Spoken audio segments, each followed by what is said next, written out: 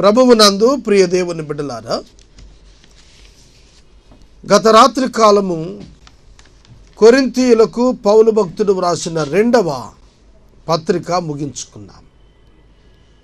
గలతీయులకు పరిశుద్ధుడైన పౌలు గారు వ్రాసిన పత్రిక మనం ధ్యానం ప్రారంభించుకుంటున్నాం. గలతీయులకు పౌలు గారు రోమ్ నుండి ఉత్తరాన్ని వ్రాశారు. క్రీస్తు శకం 68వ సంవత్సరంలో గలతీయులకు పౌలు భక్తుడు లేఖను వ్రాశాడు. దీని ప్రాముఖ్యమైన ఉద్దేశం ఏమిటంటే, గలతీయా సంఘములో ప్రభువును నమ్మిన వారు బ్యాక్ స్లైడర్స్ అయిపోతూ వచ్చారు, దిగజారిపోతూ వచ్చారు. వారు నమ్మిన సువార్తను గూర్చి వారిలో అనుమానాలు వచ్చాయి. వారు నమ్మినటువంటి సువార్తను విడిచి భిన్నమైన సువార్తకు తిరిగిపోవటానికి బలహీనులుగా మారారు. అలాగే ధర్మశాస్త్రము ప్రకారం జీవించాలనేటువంటి భావాన్ని రేకెత్తించుకున్నారు. పరిశుద్ధాత్ముడు వారి స్వకీయ క్రియల చేత వస్తాడనే భావానికి వారు వచ్చారు. కొన్ని అపోహలు వారి జీవితాల్లో ప్రవేశించాయి. 20 కారణాలు, గలతీయుల యొక్క బ్యాక్ స్లైడింగ్ గురించి 20 విషయాలు ఈ 6 అధ్యాయాల్లో పౌలు గారు ప్రస్తావనకు తెచ్చాడు. వారిని కరెక్ట్ చేస్తూ, సరిచేస్తూ వ్రాసినటువంటి పత్రిక గలతీ పత్రిక. చీకటిలో నుండి వెలుగులోనికి పిలువబడినటువంటి వారు గలతీ సంఘం. ఈ గలతీయులు తమ జీవితాలు సరిచేసుకోవటం కొరకు సంఘములో ప్రవేశించినటువంటి జాడ్యాన్ని విడిపించుకోవటానికి అనుకూలమైనటువంటి విషయాలు పౌలు గారు వ్రాస్తూ వచ్చారు. ఈ అధ్యాయాలు కనుక మనం చూసినట్లయితే, క్రీస్తు నుండి, సువార్త నుండి, దేవుని నుండి దూరంగా వెళ్ళిపోయినటువంటి వ్యక్తిత్వ ప్రదర్శనను గూర్చి మొదటి అధ్యాయములోను, అలాగే పౌలు గారికి దేవుడు సువార్తను ప్రత్యక్షతగా అనుగ్రహించాడనే విషయాన్ని కూడా మొదటి అధ్యాయంలోనూ ప్రస్తావించాడు. 2వ అధ్యాయంలో క్రియలు లేకుండా విశ్వాసము మూలముగా నీతిమంతులుగా తీర్చబడటం, justification by faith in Christ alone without any law and works. ఏ విధమైనటువంటి ధర్మశాస్త్ర సంబంధమైన క్రియలు లేకుండా విశ్వాసంతో నీతిమంతులయ్యే విషయాన్ని 2వ అధ్యాయంలో ప్రస్తావించాడు. అలాగే పాపముపై విజయవంతమైనటువంటి విజయాన్ని క్రైస్తవుడు అనుభవించవచ్చు అనేది కూడా 2వ అధ్యాయంలో తెలిపాడు. 3వ అధ్యాయంలో విశ్వాసులందరూ కూడా ఆత్మ సంబంధమైన బాప్తిస్మములో పాలువారవుతున్నారు అనే విషయాన్ని గురించి మాట్లాడాడు. తరువాత మోషే యొక్క ధర్మశాస్త్రం, మోషే తీసుకుని వచ్చిన ధర్మశాస్త్రం పూర్తిగా నెరవేర్చబడి తొలగించబడింది అనేది 3వ అధ్యాయంలోనూ 4వ అధ్యాయంలోనూ కూడా 5వ అధ్యాయం మొదటి వచ్చిన వరకు కూడా ఈ విషయాలు రాస్తూ వచ్చాడు. అలాగే వెనుతిరిగిపోయినటువంటి వాళ్ళు, విశ్వాసంలో నుండి వెనుతిరిగిపోయిన వారు మరలా తిరిగి విశ్వాసంలోనికి మారు మనసు పొంది తిరిగి రావాలనే పిలుపును పౌలు గారు ఇస్తూ వచ్చాడు. తర్వాత ప్రాముఖ్యంగా వెనుతిరిగి వెళ్ళిపోయినటువంటి వ్యక్తులు శాపగ్రస్తులైపోతారు, మరలా దాస్యం అనే కాడి ధర్మశాస్త్రం కింద చిక్కుకున్న వారు శాపగ్రస్తులు అవుతారనేటువంటి విషయాన్ని పౌలు చాలా తేటగా ఈ గలతీ సంఘానికి వ్రాస్తూ వచ్చాడు. గలతీ పత్రిక యొక్క స్టాటిస్టిక్స్, గణాంకాలు చెబుతాను, జాగ్రత్తగా వ్రాసుకోండి.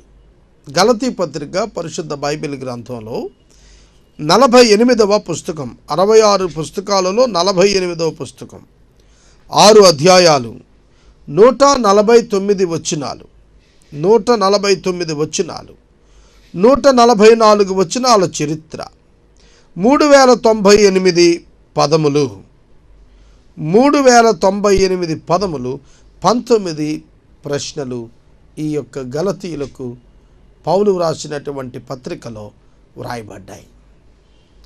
ఇది చాలా అద్భుతమైనటువంటి పత్రిక. దీనిని నేటి క్రైస్తవ సంఘం ప్రాముఖ్యంగా క్షుణ్ణంగా ధ్యానించాల్సినటువంటి అవసరం ఉందని నేను భావన చెందుతున్నాను. ఈ రాత్రికాలం గలతీ పత్రిక సమీక్ష విన్నటువంటి మీరు గలతీపై చెప్పబడుతున్న అన్ని వర్తమానాలు విని ఆత్మీయ మేలు పొందుట కొరకు ప్రభువు పేరిట మిమ్మల్ని నేను ఆహ్వానిస్తూ ఉన్నాను. గలతీ పత్రిక 1వ అధ్యాయం 1వ వచనం నుండి వాక్యమును గమనించమని నేను మనవి చేస్తున్నాను. మనుషుల మూలముగానైనను ఏ మనుషుని వలన అయినను కాక యేసుక్రీస్తు వలనను మృతులలో నుండి లేపిన తండ్రి అయిన దేవుని వలనను అపోస్తలుడుగా నియమించబడిన పౌలు అను నేను, నాతో కూడా ఉన్న సహోదరులందరూ గలతీయలో ఉన్న సంఘములకు శుభమని చెప్పి వ్రాయినది.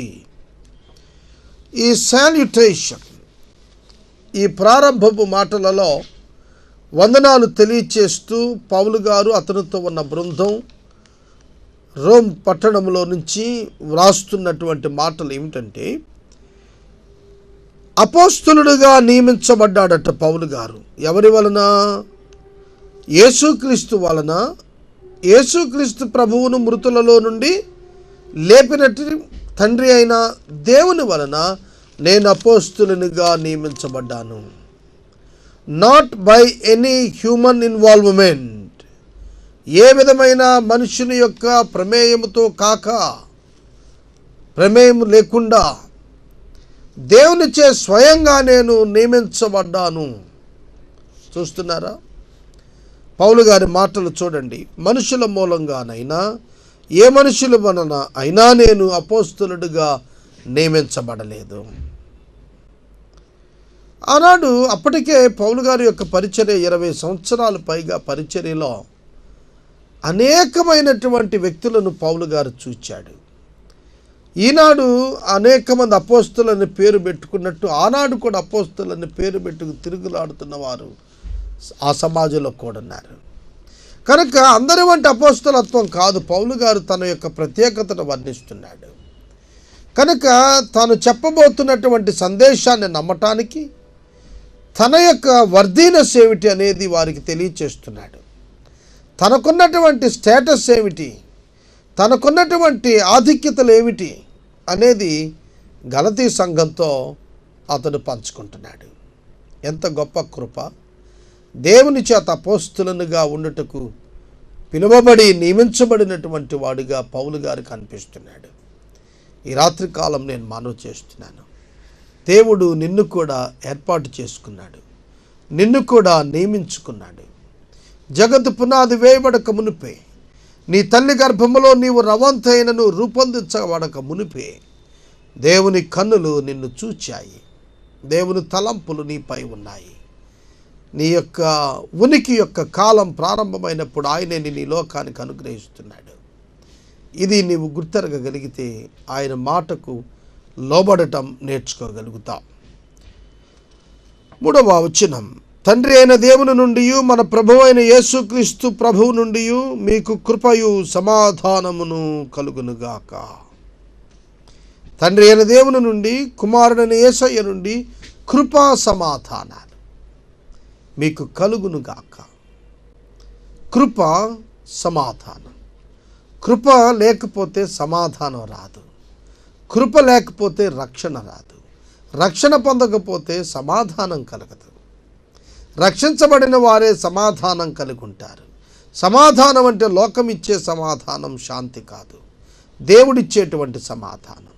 మానవుని జీవితంలో పాప క్షమాపణను ఇచ్చుట ద్వారా దేవుడు విశ్వాసాంతరంగంలో కృమ్మరించేటువంటి దైవిక సమాధానం.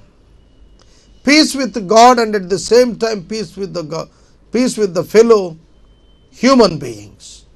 సహమానవులతో సమాధానం దేవునితో సమాధానం వలననే సాధ్యం.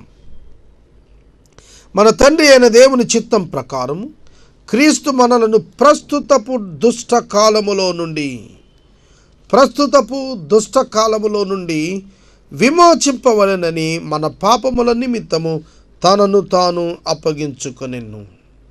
చూడండి, తండ్రి అయిన దేవుని చిత్త ప్రకారం యేసుక్రీస్తు ప్రభు అప్పగించుకోవటానికి వెనుక ఎవరి హస్తం ఉంది? తండ్రి అయిన దేవుని హస్తం ఉంది. ప్రభు అయిన యేసుక్రీస్తు వారు విల్ఫుల్గా, వాలంటరీగా, తనంతట తాను స్వచిత్తముతో అప్పగించుకున్నట్టుకు కారణము తండ్రి అయిన దేవుని చిత్తము నెరవేర్చటం. గెత్సెమనే వనములో ఆయన ప్రార్థన చేస్తూ అదే ప్రార్థించాడు. తండ్రి, నీ చిత్తమే సిద్ధించును గాక అని ప్రార్థించాడు. సోదరుడా, సోదరి, నీ జీవితంలో దేవుని చిత్తము చొప్పున జీవించటానికి నీవు ఇష్టపడుతున్నావా? యేసుక్రీస్తు ప్రభు అయితే తండ్రి యొక్క చిత్తము చొప్పున అనేకుల కొరకు విమోచన క్రయధనంగా ఉండటం కొరకు ఆయన పాపముగా మారి పాపమునకు శిక్ష భరించాడు. దుష్ట కాలములో నుండి విమోచించాలని విశ్వాసులను ఆయన మానవుల పాపముల నిమిత్తం తనను తాను అప్పగించుకొనెను. చాలామంది యేసు ప్రభువును యూదులు పట్టుకున్నారు, చంపేశారనే అక్షరార్థమైన జ్ఞానంతో వెళ్తున్నారు. దాని వెనకాల ఉన్నటువంటి దైవిక ప్రణాళికతో కూడిన ఉద్దేశం గుర్తెరగాలి. అందుకే పౌలు అన్నాడు, ఇది నాకు ప్రత్యక్షత అన్నాడు. అవును, this is nothing but the revolution from God. దేవుని నుండి అనుగ్రహించబడిన ప్రత్యక్షతగా చెప్పుకొచ్చాడు. మన పాపముల నిమిత్తం తన్ను తాను అప్పగించుకొనెను. దేవునికి యుగ యుగములకు మహిమ కలుగును గాక. ఆమేన్. ప్రభువు తనను తాను అప్పగించుకోవటం వలన యుగ యుగములకు దేవునికి మహిమ కలిగింది. ఎందుకంటే దేవుడే ఈ ప్రణాళికను రచించాడు. మానవ రక్షణార్థమైన ప్రణాళికను దేవుడు మానవుని నిర్మాణం కంటే ముందే నిర్మాణం చేశాడు, ఏర్పాటు చేశాడు. ఎఫెసీ పత్రిక 1వ అధ్యాయం 6వ వచనం నుండి మీరు చదువుకుంటే, దేవుడు మానవుని నిర్మాణం చేయక మునిపే, మానవుడు ఏ క్రియ చేయక మునిపే, మానవుడు పాపం చేయక మునిపే మానవుని యొక్క రక్షణ గురించిన ఆలోచన చేశాడు. మానవుని యొక్క రక్షణ గురించిన ఆలోచన కలిగినటువంటి దేవుడు ఆదియందు భూమి ఆకాశములను సృజించాడు. వాటి మధ్య దేవదూతల సృష్టిని ఆయన జరిగించాడు. మానవుని రక్షించటం కొరకు, పాపము నుండి విమోచించటం కొరకు ఆయన తగిన ప్రణాళికను ముందస్తుగానే ఆయన కలిగి ఉన్నాడు. కనుక దేవునికి యుగ యుగములకును మహిమ కలుగునుగాక. ప్రకటన గ్రంథంలో కూడా పరలోకములో దేవునికి యుగ యుగములు మహిమ కలుగునుగాక అని పాటలు పాడటం యోహాను గారు రాస్తూ వచ్చాడు. సోదరుడా, సోదరి, నీ వ్యక్తిగత జీవితం ద్వారా, నా వ్యక్తిగత జీవితం ద్వారా మన ప్రభువునకు, మన దేవునికి యుగ యుగములు కృతజ్ఞతాస్తుతులు చెల్లించగలిగే వారంగా ఉంటున్నామా? మహిమ చెల్లించే వారంగా ఉంటున్నామా? మన కార్యాలలో మనము మహిమ పొందాలనుకుంటున్నామా? ఆ మహాదేవుని మహిమపరచాలని ఆశిస్తున్నామా? దేవునికే మహిమ వచ్చేట్లు మనం జీవిద్దాం. 6వ వచనం, క్రీస్తు కృపను బట్టి మిమ్మును పిలిచిన వానిని విడిచి భిన్నమైన సువార్త తట్టుకు మీరెంత త్వరగా తిరిగిపోటు చూడగా నాకు ఆశ్చర్యమగుచున్నది. క్రైస్తవులు బ్యాక్ స్లైడింగ్, వెనక్కు పడిపోతున్న క్రైస్తవులు, గలతీ క్రైస్తవులు వెనక్కి పడ్డారు, వెనుదిరిగిపోయారు. క్రీస్తు ప్రభువును బట్టి దేవుని కృప వలన అనుగ్రహించబడినటువంటి సువార్తను విడిచిపెట్టి త్వరగా వెనుతిరిగిపోవటం చూస్తే ఆశ్చర్యం కలిగింది. ఎందుకంటే గలతీ సంఘాన్ని కొందరు కలవరపరిచారు. లా ప్రకారం నడవాలని, కేవలం క్రియ లేకుండా విశ్వాసంతో రక్షణ కుదరదని, విశ్వాసంతో పాటు క్రియలు కూడా కావాలని ఇలాగ మభ్యపెడుతూ వచ్చారు. అవి సత్యం అనుకుని వెనుతిరిగిపోయారు. ధర్మశాస్త్రం సంపూర్ణం చేయబడి కొట్టివేయబడిందనేటువంటి విషయాన్ని వారు తెలుసుకోలేక మరలా తిరిగి ధర్మశాస్త్ర సంబంధమైన క్రియల చేత నీతిమంతులుగా తయారవటానికి ప్రయత్నం మొదలుపెట్టారు గలతీ సంఘవాసులు. అట్టివారికి పౌలు హెచ్చరిక చేస్తున్నాడు, మీరింత త్వరగా వెనుతిరిగిపోవటం చూడగా నాకు ఆశ్చర్యం కలుగుతోంది. దీని తట్టట భిన్న సువార్త. భిన్న సువార్త, సువార్త భిన్న సువార్త, క్రీస్తు సువార్త భిన్న సువార్త. కనుక ఈ లోకంలో కూడా ఇలాంటివి అనేకం ప్రవేశించాయి. ఆనాడే కాదు, ఈనాడు కూడాను. యేసుక్రీస్తు ప్రభువునందలి విశ్వాసము ద్వారా పాపక్షమాపణ, యేసుక్రీస్తు ప్రభువునందలి విశ్వాసం ద్వారా మాత్రమే పాపక్షమాపణ అని బైబిల్ చెబుతూ అంటే ఏ విధముగానైనా దేవుని దగ్గరికి చేరిపోవచ్చు అనేటువంటి సిద్ధాంతాలు అనేకం ప్రారంభమయ్యాయి. మధ్యవర్తి అక్కర్లేదు, యేసు ప్రభువుతో పని లేదు, దేవుని ఎదుగు మానవుడు స్ట్రైట్గా వెళ్ళిపోవచ్చు అనేటువంటి అనేక సిద్ధాంతాలు అమల్లోనికి వచ్చాయి. అటువంటి వాటి తట్టు తిరిగిపోవటాన్ని గురించి పౌలు గారు మాట్లాడుతున్నాడు. మేము మీకు ప్రకటించిన మరియు అది కాక సువార్త కాదు కానీ క్రీస్తు సువార్తను జరపగోరి మిమ్మల్ని కలవరపరచువారు కొందరు ఉన్నారు. క్రీస్తు సువార్తను జరపగోరి నా ఉద్దేశంతో గలతీ సంఘ విశ్వాసులను కలవరపరచాలని కొంతమంది తయారయ్యారట. అది నాకు తెలుసు అంటున్నాడు పౌలు గారు. చాలా సులువుగా తెలిసిపోతుందండి. యేసు ప్రభువును నమ్మి దేవుని సేవ చేస్తున్నటువంటి సేవకులకు యేసుక్రీస్తు ప్రభువు సువార్తకు భిన్నంగా చెప్పటానికి ఎవరు ప్రయత్నం చేసినా సులువుగా తెలిసిపోతుంది. బ్లాక్ అండ్ వైట్కి ఎంత తేడా ఉందో అంత తేడా, అంత వ్యత్యాసం క్రీస్తుకు భిన్నంగా పరలోక రాజ్యానికి వెళ్ళే మార్గం ఉందని బోధించేటువంటి బోధన గురించి సునాయాసంగా పట్టుకోగలుగుతామండి. దానికి పెద్ద విద్య అవసరం లేదు, పెద్ద డాక్టర్ని తెలియాల్సిన పని లేదు. ఆ క్రీస్తు ప్రభువు ద్వారా అనేటువంటి విషయాన్ని పక్కన పెట్టినప్పుడు చాలా ఈజీగా ఐడెంటిఫై చేయగలుగుతాం ఇది సరైన బోధ కాదని. అదే పౌలు చెబుతున్నాడు. మేము మీకు ప్రకటించిన సువార్త గాక మరి ఒక సువార్తను మేమైనను పరలోకము నుండి వచ్చిన ఒక దూత అయినను మీకు ప్రకటించిన ఎడల అతడు శాపగ్రస్తుడగును. పరలోకం నుంచి ఒకవేళ గాబ్రియేలు దూత వచ్చి నీకేమైనా చెప్పిందనుకో,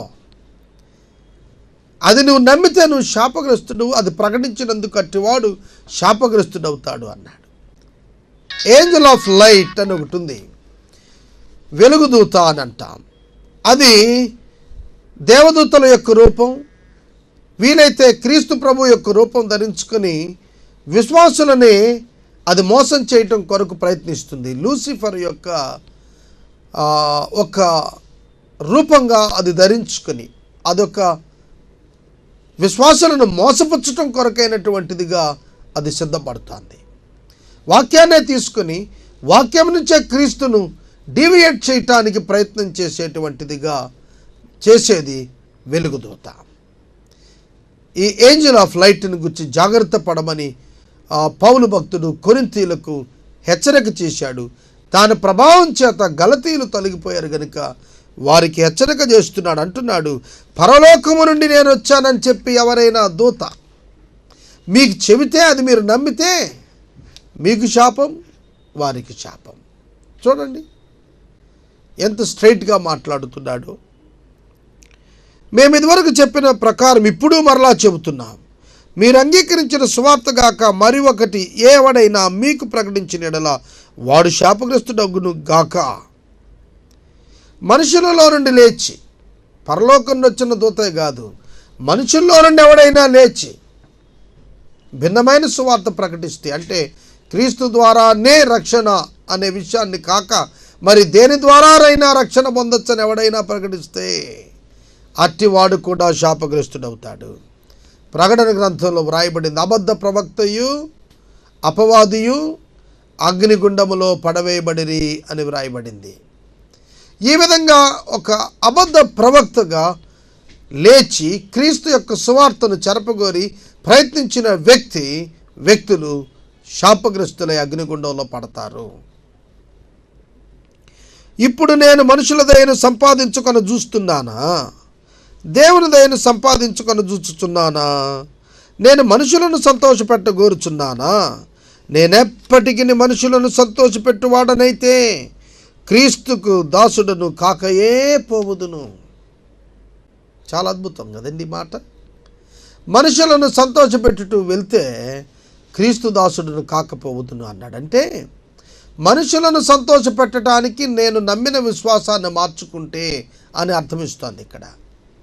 మనుషులను సంతోషపెట్టాలి, అయితే విశ్వాసము విషయములో విశ్వాసము విషయంలో వెనుతిరిగిపోయి సంతోషపెట్టాలని అనుకోకండి. ఇతరులను సంతోషపెట్టడం కొరకు దేనిని పడితే దానిని దేవునిగా అంగీకరించకండి. అలా అంగీకరించినప్పుడు నీవు నష్టపోతావు. జాగ్రత్త. అలా గనక నేను పాటించినట్లయితే నేను క్రీస్తుకు దాసుడను కాకపోవదును. పౌలు గారు స్ట్రైట్గా చెబుతున్నాడు. నేను అలా గనక అనుకుంటే ఎలాగునా మనుషులను సంతోషపెట్టడం కొరకు నా విశ్వాసం విషయంలో రాజీ పడేట్టయితే నేను క్రీస్తుకు దాసుడును కాకపోతున్నట్టున్నాడు. అంటే క్రీస్తు దాసుడు రాజీ పడడు. దేవుని విషయంలో దేవుని యొద్దకు చేర్చేటువంటి సువార్త విషయంలో స్నేహం కోసం కానీ, రక్త సంబంధం కొరకు కానీ, ఏ విధమైనటువంటి బంధం కొరకు కానీ, వివాహం కొరకు కానీ రాజీ పడితే నష్టపోతావు అనేటువంటి సత్యాన్ని వాక్యం జ్ఞాపకం చేస్తుంది. భిన్నమైన సువార్తకు దయచేసి తొలగిపోకూడదని పౌలు గారి యొక్క మాటలు తెలియచేస్తూ ఉన్నాయి. 11వ వచనం నుండి గమనించండి. గలతీ అనే మాటకు అర్థం వెనుదిరిగిన, లేకపోతే బలహీనపడిన అనే అర్థం వస్తుంది.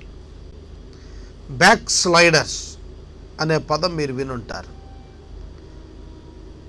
విశ్వాసం ఉంచి వెనుతిరిగిపోయి లోకంలో కలిసిపోతున్నటువంటి వారిని పౌలు గారు మరలా తిరిగి పిలుస్తూ ఉన్నారండి. సహోదరులారా, నేను ప్రకటించిన సువార్త మనుషుని యోచన ప్రకారమైనది కాదు అని మీకు తెలియచేస్తూ ఉన్నాను. మనుషుని వలన నేను దానిని పొందలేదు, నాకెవడునూ దానిని బోధింపలేదు, గాని యేసుక్రీస్తు బయలుపరచుట వలననే నాకు లభించినది. సహోదరులారా అని పిలుస్తున్నాడు ఇక్కడ పౌలు గలతీలను. సహోదరులారా,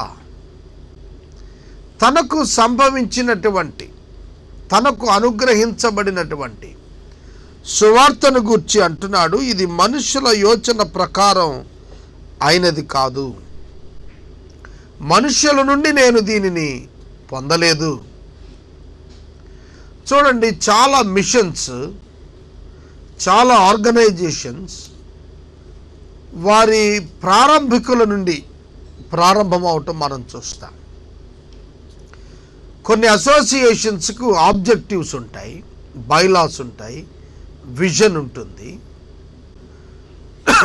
అలాగే దానిని కొనసాగిస్తున్న వారు ప్రారంభించిన వారి యొక్క దర్శనాన్ని కొనసాగిస్తారు. కానీ పౌలు గారు జ్ఞాపకం చేస్తున్నది ఏమిటంటే, ఆ విధంగా నేను మనుషుల చేత పొందిన సువార్త కాదు ఇది. ఇది మనుషుల యోచన చేత ఏర్పడినది కాదు, దేవుని యొక్క యోచన ఇది.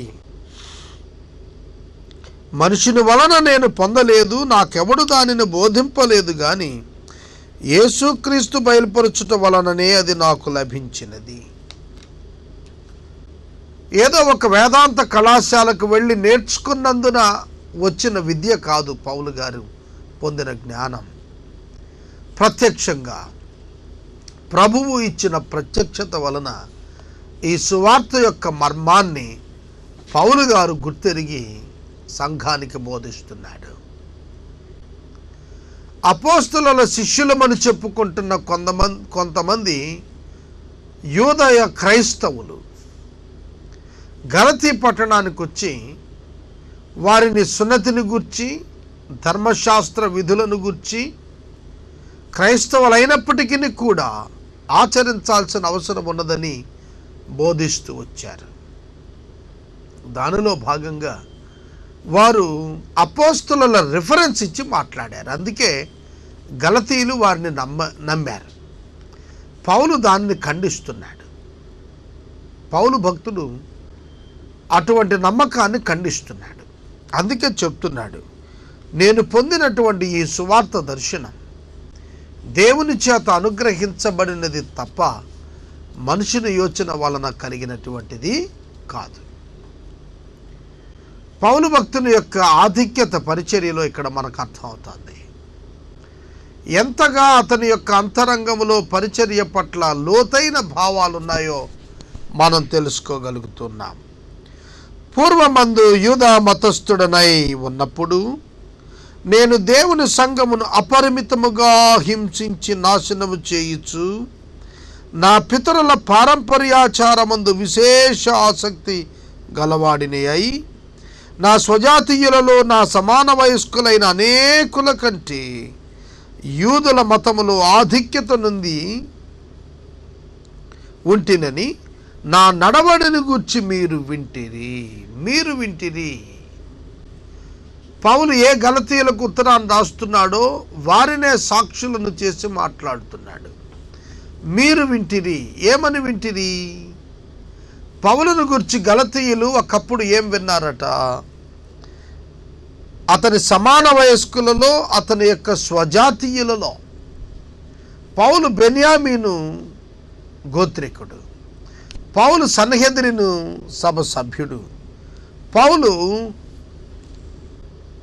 గొప్ప ధర్మశాస్త్రోపదేశకుడైన గమలీయేలు పాదాల యొద్ద బోధ అభ్యసించాడు. అటువంటి ఉన్నతమైనటువంటి పురస్కారం కలిగినటువంటి పౌలు భక్తుడు పితరుల పారంపర్యాచారముందు విశేష ఆసక్తి కలిగిన వాడుగా బిఫోర్ ద కన్వర్షన్ ఆయన జీవించాడు. తాను మార్పు పొందకముందు, మారు మనసు పొందకముందు, రూపాంతరం చెందకముందు అతడు ఆ విధంగా జీవించాడు. పితరుల పారంపర్యాచారం మీద విశేష ఆసక్తి. పితరుల పారంపర్యాన్ని గురించి మనం చూస్తున్నప్పుడు యేసుక్రీస్తు ప్రభువు వారు జీవించిన దినాలలో కూడాను పితరుల పారంపర్యాచారాలకే ప్రాధాన్యతను ఇస్తూ వచ్చారు. ఎంత భయంకరమైనటువంటిదిగా ఆనాటి పారంపర్యాచారాలు వాళ్ళు ఏర్పాటు చేసుకున్నారంటే, తల్లిదండ్రులకు సమర్పించేది ఇచ్చేటువంటిది కూడా దేవునికి సమర్పించేస్తే కుర్బాను దైవార్పితం అని ప్రకటన చేసే అంత దుస్థితికి వారు వచ్చారు. కనుక అటువంటి పరిస్థితులు పారంపర్యాచారంలో వచ్చాయి. ఇప్పటికీ చాలా సహవాసాలలో, సంఘాలలో ట్రెడిషనల్గా వస్తున్నటువంటి ఆచారాలకు విలువనిస్తున్నారు. వాస్తవంగా అది మనుషులు పెట్టిన పద్ధతే. చూడండి, కొన్ని ప్రార్థనా స్థలాలలో జరిగేటువంటి ఆరాధన పద్ధతులు చూస్తే వాటిలో అత్యధిక శాతం చాలా ఆరాధన స్థలాల్లో మనుషుల ఉద్దేశాలు చొప్పున ఏర్పాటు చేసిన నియమాలు కనిపిస్తాయి. వాస్తవంగా అంటే నేను వివరించి మాట్లాడాను అనుకోండి, నేను ఏదో విమర్శ చేయటానికి అని మీరు అనుకోవచ్చు, కానీ నా ఉద్దేశం అది కాదు. కేవలం విమర్శ చేయటం అనేది నా ఉద్దేశం కాదు, కానీ లేఖనములో ఉన్న దాని ప్రకారం వచించాల్సినటువంటి అవసరం ఉన్నదని నేను భావిస్తాను. పితరులు పెట్టారు. కొన్ని వందల సంవత్సరాల క్రితం ఏర్పడిన సంఘాల్లో చాలా ఎక్కువ మంది పితరులు, పెద్ద పెద్ద సేవకులు పెట్టిన అలవాట్లు ఇప్పటికీ కొనసాగుతున్నాయి. రీసెంట్గా ఏర్పడినటువంటి లేదా ఒక శతాబ్దం ఇంకా ముందుకు ఏర్పడినటువంటి సంఘాల్లో కూడాను ఆయా వ్యక్తులు ఏర్పాటు చేసినటువంటివే ఇప్పటికీ అమలవుతున్నాయి తప్ప వాక్యం ఎట్లుందో కనుక మేము ఇచ్చేస్తున్నాం అనేది తక్కువ.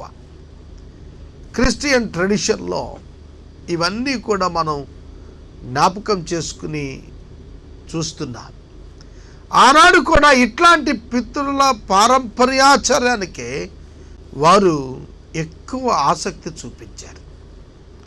చూడండి, ఇప్పటికీ మనం చర్చిలోకి చెప్పులు వేసుకెళ్ళాం, లేదంటే ఆల్టర్ ఒకటి ఏర్పాటు చేసుకుంటాం, దానికి అభిముఖంగా నిలబడతాం. ఆల్టర్ని వెనకాలకు పెట్టుకుని ఎవరు నిలబడరు, దాని అభిముఖంగా నిలబడతాం. దానిపైన ఒక సిలువ పెడతాం, ఒక యేసుప్రభు బొమ్మ పెడతాం.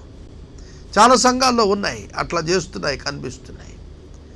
వాటిని ఖండించిన వారు అనేక మంది ఇండిపెండెంట్స్ వచ్చారు. తర్వాత వారు కూడా 2 తరాలు గడిచేటప్పటికి వాళ్ళకి కొన్ని విషయాలు పితరుల పారంపర్యాచారాలు వచ్చాయి.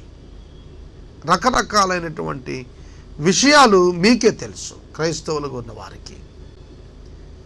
పౌలు చెబుతోంది ఏమిటంటే, వాటిపై నాకు కూడా ఒకప్పుడు ఆసక్తి ఉండేది. అయితే నేను తల్లి గర్భమునందు పడింది మొదలుకొని నన్ను ప్రత్యేకపరిచి తన కృప చేత నన్ను పిలిచిన దేవుడు నేను అన్యజనులలో తన కుమారుని ప్రకటించాలని ఆయనను నాయందు బయలుపరప అనుగ్రహించినప్పుడు మనుష్య మాత్రులతో నేను సంప్రదింపలేదు. నేను మనుష్య మాత్రులతో సంప్రదించలేదు. ఈ మాట చూడండి, రక్త మాంసములతో అని తర్జుమా చేయబడింది. తల్లి గర్భమునందు పడినది మొదలుకొని నన్ను ప్రత్యేకపరిచి నన్ను తన కృప ద్వారా పిలిచినటువంటి దేవుడు అన్యజనుల్లో తన కుమారుని ప్రకటించాలని చెప్పి నా పట్ల సంకల్పం కలిగి ఉన్నాడు. చూడండి, పౌలు భక్తుడు మాట్లాడుతూ ఆయనను నాయందు బయలుపరచాలని దేవుడు ఇష్టపడినప్పుడు నేను రక్త మాంసములతో సంప్రదించలేదంటున్నాడు. వండర్ఫుల్ వర్స్ అండి ఇది.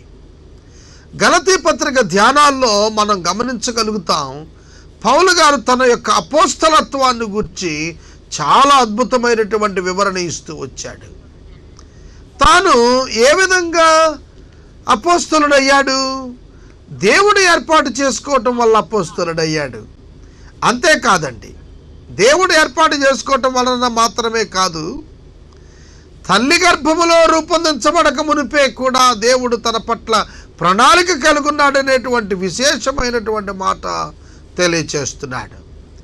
139వ సంకీర్తన మీరు చదివినట్లయితే దావీదు కీర్తనాకారుడు మాట్లాడుతూ అంటాడు, నా తల్లి నన్ను గర్భములో ధరించినప్పుడే నీ కనులు నన్ను చూచాయి. చూడండి ఎంత వింతగా ఉంటుందో.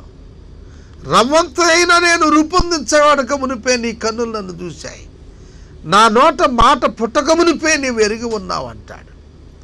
చూడండి, దేవుని యొక్క అనాది కాల సంకల్పంలో పౌలు భక్తుల ద్వారా యేసుక్రీస్తు వారిని ప్రకటన చేయాలని, బయలుపరచాలని, అనుగ్రహించాలని దేవుడు ఉద్దేశించినటువంటి ప్రణాళిక చొప్పున పిలువబడినటువంటి వాడని పౌలు గారు జ్ఞాపకం చేస్తున్నాడు.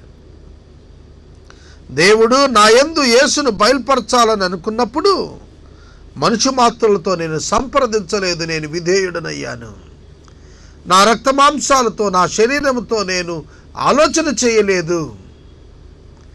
దేవుని సేవకు దర్శనము పొందిన వ్యక్తుల జీవితాలు ఇలా ఉంటాయి. లాభ నష్టాలు అంచనాలు ఉండవు వారి పరిచర్యలో. కొనసాగింపు విషయమైనటువంటి ఆందోళన, భయం ఉండదు వారి జీవితాల్లో. పిలిచినటువంటి వాడు ఎందుకు పిలిచాడో నిర్దిష్టంగా ఎరిగినప్పుడు వారికి భయపడక ముందుకు సాగుతారు. అది లోకానికి ఆశ్చర్యం. 24 గంటల ఛానల్ను నడిపించడానికి ఏ విధమైన వనరులు లేకుండా ప్రారంభించాను నేను.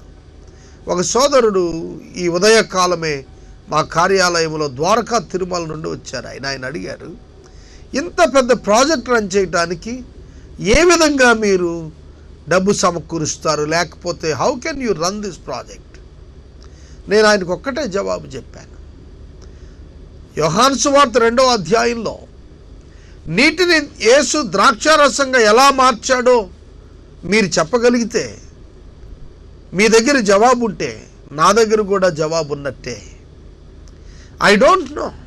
దేవునికి తెలుసు, నాకు తెలియదు.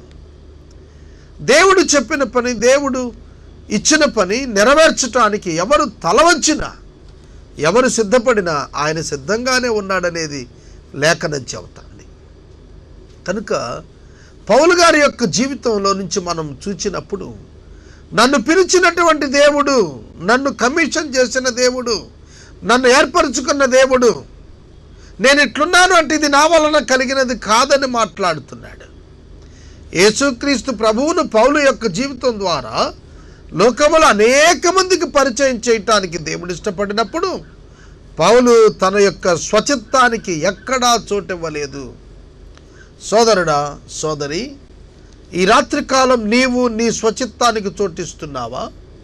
మనుషుల ఉద్దేశముల చొప్పున, పితరుల పారంపర్యాచారముల చొప్పున నీవు ఆలోచిస్తున్నావా? దేవుని శక్తికి ఆనకట్ట, అడ్డుగట్ట గడుతున్నావా? ఆలోచించు. ఆనాటి యూదయ క్రైస్తవులు యెరూషలేము ప్రాంతం వారు గలతీయ ప్రాంతానికి వచ్చి వారిని అక్షరార్థంగా చెడగొట్టారు. ఆత్మీయ అర్థాన్ని వారు గుర్తెరగక జీవితాల్లో ఇతరులలో కన్ఫ్యూజన్ రేకెత్తించినప్పుడు పౌలు గారు ప్రకటించిన కృప ద్వారా సువార్త, కృప ద్వారా రక్షణ అనే సువార్తను వారు అంగీకరించడంలో విఫలం చెందారు. అట్టివారికి జ్ఞాపకం చేస్తూ అన్నాడు, నాకంటే ముందుగా అపోస్తులైన వారి యొద్దకు యెరూషలేముకు నేను వెళ్ళలేదు, కానీ వెంటనే అరేబియా దేశానికి వెళ్ళాను. పిమ్మట దమస్కు పట్టణానికి తిరిగి వచ్చాను. అటుపైన 3 సంవత్సరాల తర్వాత కేఫాను పరిచయం చేసుకోవాలని యెరూషలేమునకు వచ్చి అతనితో కూడా 15 దినములు ఉన్నాను. అతనిని తప్ప అపోస్తులలో మరి ఎవరిని నేను చూడలేదు, కానీ ప్రభువు యొక్క సహోదరుడైన యాకోబును మాత్రము చూచి తిని, నేను మీకు వ్రాయిచున్న ఈ సంగతుల విషయమై ఇదిగో దేవుని ఎదుట నేను అబద్ధము ఆడుట లేదు. పౌలు యొక్క కన్వర్షన్, పౌలు యొక్క అంతరంగ మార్పు అపోస్తలుల కార్యముల గ్రంథం 9వ అధ్యాయంలో నుండి కనిపిస్తోంది మనకు. ఈ 9వ అధ్యాయంలో పౌలు సంఘాన్ని హింసించటానికి బయలుదేరి వెళుతుండగా దమస్కు మార్గంలో యేసుక్రీస్తు ప్రభువారు అతనిని దర్శించారు. ఆకాశ మధ్యమం నుండి సౌలా సౌలా నన్నేలా హింసిస్తున్నావని అతనిని పిలిచారు.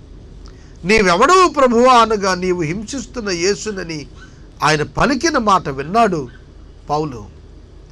ఆ దినం మొదలుకొని ఆయన ఏమాత్రం వెనుతీయక ప్రభువును అర్థం చేసుకోవటం ప్రారంభించాడు. అననీయ చేత బాప్తిస్మం పొందాడు. 3 సంవత్సరాలు అరేబియా ప్రాంతానికి వెళ్ళి అధ్యయనం చేశాడు. లేఖనాల అధ్యయనం, ధర్మశాస్త్రాన్ని మరియు తనకివ్వబడిన కృప యొక్క ప్రత్యక్షతను తరచి బేరీజు వేసి అధ్యయనం చేసి పౌలు భక్తుడు చాలా ఉన్నతమైనటువంటి భావాలతో వెనుతిరిగి వచ్చి తన మిషనరీ ప్రయాణాలను ప్రారంభించాడు. అదే చెబుతున్నాడు, నేను యెరూషలేమునకు వెళ్ళి పేతురు గారిని కలుసుకొని 15 దినాలు అతని దగ్గర ఉన్నాను. ప్రభువు యొక్క సహోదరుడైన యాకోబును నేను చూచానంటున్నాడు. యాకోబు పత్రిక రాసిన వాడును యూదా పత్రిక రాసిన వారు ఇరువురు కూడా అన్నదమ్ములు, యేసు ప్రభువు యొక్క సహోదరులుగా చరిత్రలో పేర్కొంటున్నారు. కనుక యాకోబును చూశాడు. First bishop of the church James యాకోబు అని మనకు తెలుసు. సోదరుడా, సోదరి, పౌలు గారు తాను యేసుక్రీస్తు ప్రభువు యొక్క శిష్యులను, సహోదరులను కలుసుకొని తాను పొందిన ప్రత్యక్షతను గురించి వారికి వివరిస్తూ తనకున్నటువంటి లోతైన ఆధ్యాత్మిక భావాలను అతడు బయటపెడుతూ వచ్చినప్పుడు వారు ఆశ్చర్యపడ్డారు. నేను మీకు రాస్తున్న విషయాలు దేవుని ఎదుట నేను మాట్లాడుతున్నాను, అబద్ధం ఆడటం లేదు. పిమ్మట సిరియా, కిలికియా ప్రాంతములలోనికి వచ్చి తిని క్రీస్తునందున్న యోదయ సంఘముల వారికి నా ముఖ పరిచయము లేకుండెను, కానీ మునుపు మనలను హింస పెట్టినవాడు తాను పూర్వమందు పాడు చేయించు వచ్చిన మతమును ప్రకటిస్తున్నాడను సంగతి మాత్రమే విని వారు నన్ను బట్టి దేవుని మహిమపరిచిరి. క్రీస్తునందున్న యూదయ ప్రాంతములోని సంఘాలు పౌలు యొక్క ముఖాన్ని వారు ఎప్పుడు చూడలేదు, కానీ పౌలు పేరు వారు విన్నారు. చెడ్డ పేరుంది పౌలుకు. సంఘాన్ని అపరిమితంగా హింసించాడనేటువంటి పేరు. విశ్వాసుల యొక్క, నీతిమంతుల యొక్క రక్తాన్ని చిందించటానికి అంగీకరించినటువంటి దుర్మార్గునిగా, సౌలుగా అతడు జీవించాడు. స్టెఫెనును రాళ్లతో కొట్టి చంపటానికి అనుమతినిచ్చిన వాడు ఇతడే. గ్రహించండి, అదే చెబుతున్నాడు పౌలు భక్తుడు. మునుపు మనలను హింస పెట్టిన వాడు తాను పూర్వమందు పాడు చేస్తున్నటువంటి మత విశ్వాసాన్ని ఇప్పుడు ప్రకటన చేస్తున్నాడనేటువంటి విషయం చెప్పుకుంటూ వారు దేవుని మహిమపరిచారు. ఆనాటి విశ్వాసులకు పౌలు గారి యొక్క కన్వర్షన్, మార్పు ఎంతో ఆదరణకు కారణము అయినది. మునుపు సంఘాన్ని బాధించిన వాడు, హింసించిన వాడు ఇప్పుడు ఏం చేస్తున్నాడు? అదే మత విశ్వాసాన్ని అతడు కొనసాగిస్తున్నాడు, ప్రకటన చేస్తున్నాడు, దానిపై ఆధారపడుతున్నాడు. యేసును తిరస్కరించిన అతడు ఒకప్పుడు ఇప్పుడు యేసును వెంబడించి ఆయనను ప్రకటన చేస్తున్నాడు. పౌలు గారి యొక్క ఉద్దేశాలు చూడండి. వారు నన్ను బట్టి ఆయనను మహిమపరిచిరి. ఇది కావాల్సింది. మీ జీవితంలో, నా జీవితంలో మనలను బట్టి అనేకులు ప్రభువును మహిమపరిచేటువంటి వారంగా మన జీవితాల్లో మనం సిద్ధపడాల్సిన అవసరం ఉన్నది. మొదటి అధ్యాయం ముగించుకుందాం.